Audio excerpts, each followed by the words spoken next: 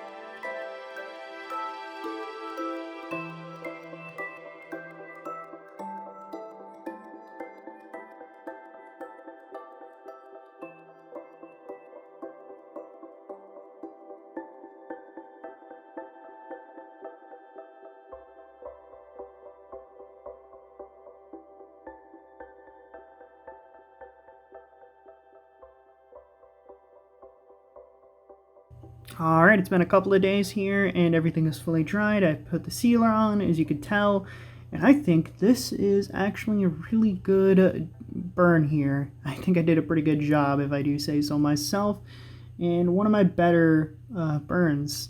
It actually does have a pretty good 3D look, and it does represent a creeper pretty well from Minecraft.